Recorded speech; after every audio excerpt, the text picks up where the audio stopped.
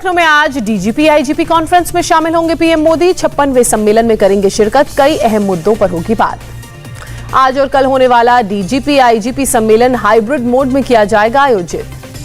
सभी राज्यों और केंद्र शासित प्रदेशों के डीजीपी और केंद्रीय पुलिस संगठन के प्रमुख लखनऊ में कार्यक्रम स्थल पर होंगे मौजूद। बाकी के अधिकारियों आईबी और एसआईबी मुख्यालय में 37 अलग अलग जगहों से वर्चुअली लेंगे हिस्सा। आज सुबह 9 बजे पीएम मोदी राजभवन से डीजीपी मुख्यालय पहुंचेंगे और सम्मेलन में हिस्सा लेंगे। शाम 7 बजे पीएम मोदी डीजीपी मुख्यालय से वापस राजभवन पहुंचेंगे और आज राजभवन में ही ठहरेंगे। कल सुबह 9 बजे के करीब पीएम मोदी फिर डीजीपी मुख्यालय पहुंचकर सम्मेलन में शिरकत करेंगे। कल शाम करीब 4:10 पर पीएम मोदी डीजीपी मुख्यालय से ओमौसी एयरपोर्ट जाएंगे और वहां से वापस दिल्ली के लिए रवाना होंगे। कल डीजीपी आईजीपी प्रेस कॉन्फ्रेंस का अमित शाह ने किया उद्घाटन। बोले, साइबर क्राइम बड़ी चुनौती, पुलिस को केंद्रीय एजेंसियों के साथ मिलकर करना होगा काम। लखनऊ में कॉन्फ्रेंस में बोले गृह मंत्री अमित शाह, पुलिसिंग का नहीं होना चाहिए राजनीति का इस्तेमाल और राजनीति का शिकार। 5 राज्यों में चुनाव से पहले पीएम मोदी का मास्टर स्ट्रोक, कृषि कानून वापस लिए। पीएम मोदी ने कहा, हमारी नीयत साफ थी लेकिन शायद कुछ किसानों को समझ नहीं आया। पीएम मोदी ने गिनाई किसानों के फेवर के लिए बड़े फैसलों की लिस्ट। किसान कल्याण को बताया सरकार की पहली प्राथमिकता। पीएम मोदी ने कहा, हमारी तपस्या में रही होगी कोई कमी, जो कर रहा हूं देश के लिए कर रहा हूं। सरकार इस महीने शुरू हो रहे संसद सत्र में तीनों कृषि कानूनों को रद्द करने की कानूनी कार्रवाई पूरी करेगी। शीतकालीन सत्र पर कांग्रेस में मंथन शुरू। देर रात सोनिया गांधी से मिलने पहुंचे मल्लिकार्जुन खड़गे। तीनों कृषि कानूनों की वापसी के बाद कांग्रेस का ऐलान, आज देश भर में किसान विजय मनाएगी कांग्रेस। कृषि मंत्री नरेंद्र सिंह तोमर ने फैसले का स्वागत किया। कृषि कानूनों को लेकर हम कुछ किसानों को समझा नहीं पाए, कहा। नरेंद्र सिंह तोमर ने कहा, एमएसपी सहित किसानों के दूसरे मुद्दों पर सरकार कमेटी बनाकर फैसला लेगी। कृषि राज्य मंत्री कैलाश चौधरी का बयान, कहा, सरकार ने किसानों के हित में बनाए थे कानून, हम निराश हैं कि हम उन्हें समझा नहीं पाए। गृह मंत्री शाह ने फैसले का स्वागत किया। बोले, पीएम ने कुशल राजनेता की तरह कदम उठाया। सरकार लगातार किसानों की सेवा करती रहेगी। कृषि कानूनों को वापस लिए जाने के ऐलान के बाद आज संयुक्त किसान मोर्चा की होगी अहम बैठक। किसान नेता एमएसपी की गारंटी के लिए कानून बनाने की मांग पर करेंगे बैठक। किसान नेता राकेश टिकैत का बयान, संसद में कृषि कानूनों के रद्द होने का इंतजार करेंगे, आंदोलन अभी वापस नहीं होगा। राकेश टिकैत बोले, सरकार एमएसपी पर गारंटी कानून बनाए, बीज कानून पर फैसले का इंतजार है। नरेश टिकैत ने कहा, पीएम मोदी को फैसला लेने के में 1 साल का वक्त लग गया, जो भी फैसला हो इस पर बात होनी चाहिए। किसान नेता हन्नान मोल्ला बोले, 26 नवंबर को सड़कों पर उतरेंगे 1 लाख किसान, एमएसपी के लिए जारी रहेगा हमारा आंदोलन। किसान नेता दर्शन पाल सिंह बोले, आंदोलन जारी रहेगा, बैठक में आगे की रणनीति तय करेंगे। टीकरी बॉर्डर पर किसानों को बधाई देने पहुंचे राज्यसभा सांसद और कांग्रेस नेता दीपेंद्र हुड्डा, केंद्र सरकार को बताया अहंकारी। अकाली दल ने बीजेपी के साथ गठबंधन की संभावनाओं से इनकार किया। तीनों कृषि कानून वापस होने के बाद चल रही थी चर्चा। पीएम के ऐलान के बाद शिरोमणि अकाली दल के अध्यक्ष सुखबीर सिंह बादल का बयान, बीएसपी संग गठबंधन है और रहेगा। तीनों कृषि कानूनों की वापसी को लेकर कैप्टन अमरिंदर सिंह का बयान, इसे बताया ऐतिहासिक फैसला। मोदी ने दिखाया बड़ा दिल, अब घर लौटें किसान। कैप्टन अमरिंदर सिंह ने कहा, पीएम भरोसा दे रहे हैं तो किसान उनकी बात माने, किसानों की कोई और मांगे तो कमेटी बनाई जाएगी। पंजाब के सीएम चरणजीत सिंह चन्नी की किसान यूनियन से अपील, बॉर्डर पर बीएसएफ का दायरा बढ़ाने के खिलाफ लड़े लड़ाई। राजस्थान में गहलोत मंत्रिमंडल में फेरबदल की शुरुआत। 3 मंत्रियों ने सोनिया को लिखी चिट्ठी, इस्तीफे की पेशकश। इस्तीफे की पेशकश करने वाले मंत्रियों में विवादित शिक्षा मंत्री भी शामिल। मंत्री के सामने शिक्षकों ने कहा था, ट्रांसफर के लिए पैसे देने पड़ते हैं। आज शाम 5 बजे होगी गहलोत की मंत्रिपरिषद की बैठक। सभी मंत्रियों के इस्तीफे संभव, पायलट समर्थकों को मिल सकती है जगह। राजस्थान में 3 मंत्रियों के इस्तीफे के बाद कांग्रेस में टेंशन, जयपुर पहुंचे अजय माकन। आज करतारपुर साहिब जाएंगे नवजोत सिंह सिद्धू। सीएम चन्नी के साथ जाने वालों की लिस्ट में नहीं था उनका नाम। तीसरे जत्थे में करतारपुर साहिब के दर्शन करेंगे नवजोत सिंह सिद्धू। जत्थे में 3 कैबिनेट मंत्री भी और होंगे शामिल। पंजाब सरकार ने सीनियर एडवोकेट दीपेंद्र सिंह को राज्य का नया एडवोकेट जनरल नियुक्त किया। प्रेस कॉन्फ्रेंस में रो पड़े आंध्र प्रदेश के पूर्व सीएम चंद्रबाबू नायडू। बोले, सीएम बनने तक नहीं आऊंगा विधानसभा।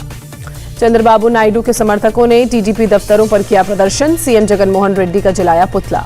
चंद्रबाबू नायडू की पत्नी पर आपत्तिजनक टिप्पणी से गुस्से में है कार्यकर्ता। प्रदर्शन के दौरान पुलिस से नोकझोंक।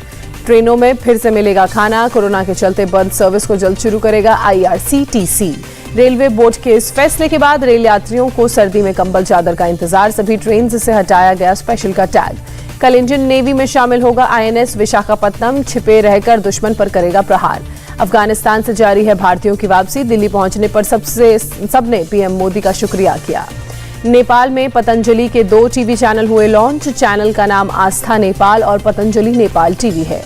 बाबा रामदेव ने पतंजलि सेवा सदन के साथ स्वदेशी समृद्धि कार्ड का भी उद्घाटन किया। नेपाल के पीएम रहे मौजूद। आंध्र प्रदेश के चित्रावती नदी में बड़े पानी से आई अचानक बाढ़, 10 लोगों को हेलीकॉप्टर से किया गया रेस्क्यू। बाढ़ के चलते बीच नदी में फंस गए कार में सवार 4 लोग, जेसीबी से बचाने गए 6 लोग भी 1 घंटे तक फंसे रहे। रेस्क्यू ऑपरेशन देखने पहुंचे सैकड़ों लोग, भारतीय वायुसेना के मी-17 हेलीकॉप्टर ने सबको सुरक्षित निकाला। आंध्र प्रदेश के कडप्पा में बाढ़ ने मचाई तबाही, बस में सवार 10 लोगों का शव मिला, 12 की तलाश जारी। कडप्पा में अचानक आई भयानक बाढ़ की वजह से हाईवे पर फंस गई कई बसें, छतों पर चढ़कर मदद मांगते नजर आए यात्री। कडप्पा में बारिश से सड़कें बनी समंदर, सड़कों पर बहती दिखी गाड़ियां। प्रधानमंत्री मोदी ने आंध्र प्रदेश के सीएम से की बात, बारिश को लेकर लिया अपडेट, पूरी मदद का दिया भरोसा। तमिलनाडु के वेल्लोर में लगातार बारिश की वजह से एक घर की छत गिरी, नींद में 9 लोगों की मौत। पुडुचेरी में भारी बारिश के बाद नदी में उफान, एक पुल बाढ़ के पानी में डूबा। तमिलनाडु के कृष्णागिरी, धर्मपुरी समेत 4 जिलों में भारी बारिश का अलर्ट, मछुआरों को समंदर में न जाने की सलाह। यूनिसेफ के आह्वान पर दुनिया मना रही है विश्व बाल दिवस, महत्वपूर्ण स्मारकों और इमारतों को नीली रोशनी से सजाया गया। दिल्ली में रेड लाइट ऑन, गाड़ी ऑफ अभियान का दूसरा चरण शुरू, पर्यावरण मंत्री गोपाल राय ने भी लिया हिस्सा। काशी में देव दीपावली के दिन गंगा आरती का भव्य आयोजन, 108 किलो फूल से हुआ मां गंगा का महाश्रृंगार। महाआरती के दौरान गंगा टास्क फोर्स के लेफ्टिनेंट जनरल राणा भी रहे मौजूद। शहीदों की याद में इंडिया गेट को भी वहां पर किया गया था तैयार। 2023 में भोपाल में दौड़ेगी मेट्रो, मुख्यमंत्री ने 8 मेट्रो स्टेशन का भूमि पूजन किया। तमिलनाडु के मदुरई में रोशनी से जगमग हुआ मीनाक्षी अम्मन मंदिर, कार्तिकेय दीपम के मौके पर श्रद्धालुओं की भीड़ उमड़ी। गुरु पर्व के मौके पर अमृतसर में दरबार साहिब में भव्य रोशनी, इको फ्रेंडली पटाखों से हुई जबरदस्त आतिशबाजी। गाजीपुर बॉर्डर पर भी बनाया गया गुरु पर्व, किसानों ने कहा कृषि कानूनों की वापसी से गुरु पर्व की खुशियां दोगुनी। गुरुग्राम में कल गुरु पर्व के चलते गुरुद्वारे में नहीं हो सकी नमाज, अगले हफ्ते के लिए कमेटी करेगी विचार। सिंह सभा के प्रवक्ता का अजीबोगरीब बयान, जब पाक में सूर्य नमस्कार हो सकता है तो नमाज क्यों नहीं। मध्य प्रदेश के इंदौर में डेंगू का कहर, 2 महीने में 500 से ज्यादा मामले आए सामने, एक ने जान गंवाई। मुरादाबाद में मोचरी में एक मृत घोषित शख्स 7 घंटे बाद जिंदा हुआ, सड़क दुर्घटना में घायल हुआ था शख्स। डॉक्टर ने चेकअप के बाद दोबारा जिला अस्पताल में भर्ती कराया, पहले भी 3 अस्पतालों में शख्स को मृत घोषित किया गया था। राजस्थान के दौसा में सांसद किरोड़ी मीणा के नेतृत्व में सैकड़ों लोग पहुंचे मंत्री परसादी लाल मीणा के घर, मंत्री आवास के आसपास तोड़फोड़ की। पुलिस ने की मंत्री आवास की घेराबंदी, 2 साल से लापता शख्स को खोजने की मांग कर रहे थे लोग। दिल्ली में दुबई से चलने वाली गाड़ी चोरी के गैंग का पर्दाफाश, 3 चोर गिरफ्तार, कई लग्जरी कार्स बरामद। पुलिस ने 21 गाड़ियां बरामद की, कीमत 5 करोड़ से ज्यादा। शिमला में ड्रोन की मदद से पकड़ा गया बदमाश, शोघी के जंगलों में पकड़ा गया फरार कैदी। जिला अदालत से पुलिस को चकमा देकर हो गया था फरार, कई दिनों से जंगल में छिपा था हत्या का आरोपी। भारत ने दूसरे टी20 मैच में न्यूजीलैंड को 7 विकेट से हराया, टी20 सीरीज पर जीत के साथ जमाया कब्जा। टॉस जीतकर भारत ने न्यूजीलैंड को दिया बल्लेबाजी का न्योता, न्यूजीलैंड ने 20 ओवर में 153 रन बनाए। न्यूजीलैंड की तरफ से ग्लेन फिलिप ने 34 रन बनाए, मार्टिन गप्टिल और डेरिल मिशेल ने 31 रन जोड़े। जीत का पीछा करते हुए टीम इंडिया ने 16 गेंद शेष रहते मैच जीता, 3 विकेट के नुकसान पर 155 रन बनाकर हासिल किया टारगेट। भारत की तरफ से रोहित शर्मा और केएल राहुल ने पहले विकेट के लिए शतकीय साझेदारी की, दोनों ने पहले विकेट के लिए जोड़े 117 रन। कप्तान रोहित शर्मा ने 55 और केएल राहुल ने 65 रन की शानदार पारी खेली, ऋषभ पंत ने लगाया विजयी छक्का। हर्षल पटेल ने भारत के लिए टी20 इंटरनेशनल क्रिकेट में किया डेब्यू, पहले मैच में ही मिला मैन ऑफ द मैच का अवार्ड। न्यूजीलैंड की तरफ से टिम साउदी को छोड़ सभी गेंदबाज विकेट के लिए तरसते दिखे, साउदी ने 4 ओवर में 16 रन देकर 3 विकेट चटके। भारत की तरफ से हर्षल पटेल ने 2 विकेट लिए, भुवनेश्वर कुमार, अक्षर पटेल, दीपक चाहर और आर अश्विन ने 1-1 विकेट चटका। टी20 सीरीज में टीम इंडिया 2-0 से आगे, सीरीज का तीसरा और आखिरी मैच कोलकाता में कल खेला जाएगा। भारत के कप्तान रोहित शर्मा ने पूरी टीम को दिया जीत का श्रेय। हर्षल पटेल की गेंदबाजी की तारीफ की। मैच के दौरान सुरक्षा व्यवस्था में बड़ी चूक हुई। मैदान में घुसा रोहित शर्मा का फैन कप्तान के छुए पैर। न्यूजीलैंड के खिलाफ पहले टेस्ट मैच के लिए कप्तान अजिंक्य रहाणे सहित 10 खिलाड़ी पहुंचे कानपुर। 3 दिन तक रहेंगे क्वारंटीन। अमेरिकी राष्ट्रपति जो बाइडेन ने देर रात कोलोनोस्कोपी के लिए एनेस्थीसिया लिया। हर साल कराते हैं इलाज। नाइजीरिया में सामूहिक वैक्सीनेशन अभियान। कोरोना का टीका लगवाने के लिए उमड़ी भीड़। अधिकारियों ने चेतावनी देते हुए कहा, बिना वैक्सीनेशन त्योहारों का रंग पड़ेगा फीका।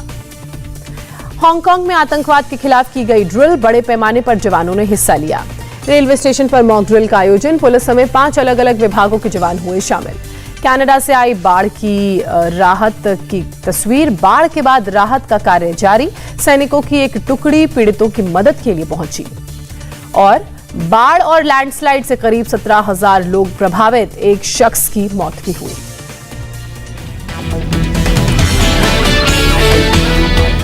इंडिया टीवी हर वक्त हर जगह डाउनलोड करने के लिए सर्च करें India TV news Google play store या ऐप स्टोर पर।